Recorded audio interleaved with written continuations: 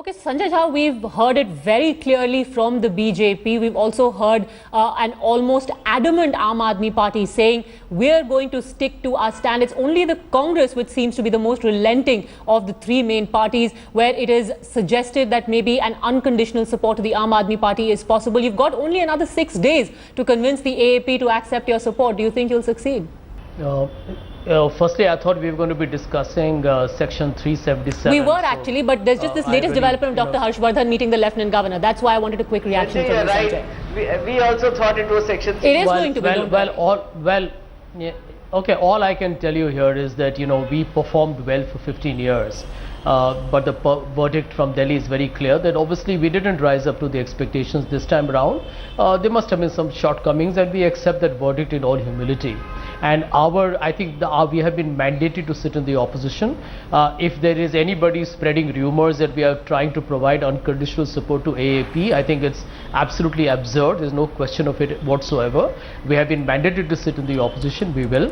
And I think, best of luck to either the BJP or the AA party to form a government and give Delhi a good government that I think the citizens of Delhi deserve.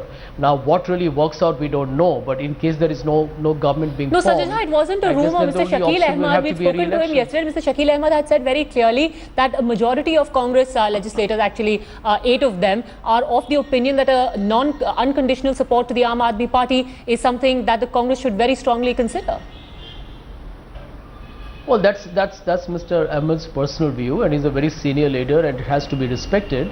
But having said that, that's not the official position of the party.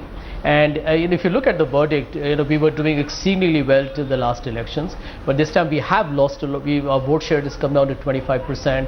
We are down to 8 seats. Well, it also means that no particular party has got the mandate from the people of Delhi. But yet, with the BJP and AA party having done much better, they should try and work out some kind of an arrangement, because the re-election, is always tough because the people have to vote again, and I'm sure Delhi needs a good governance model consistently. But I leave it to AA party and BJP. I don't think we can intervene in this. We have to respect the verdict of the people and just sit in the opposition for a while. We're also getting a reaction, Sanjay. Just hold on for a second from the Aam Aadmi Party. Let's listen in. Okay, we seem to have a problem.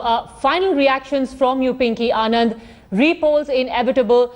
Even now, Sanjay Jha of the Congress suggesting that some sort of an arrangement should be worked out. A repoll is not really in the best interest. What is the calculation that the BJP has made about these repolls? If you can just let us in on that, especially if the assembly elections were to coincide with those of the Lok Sabha.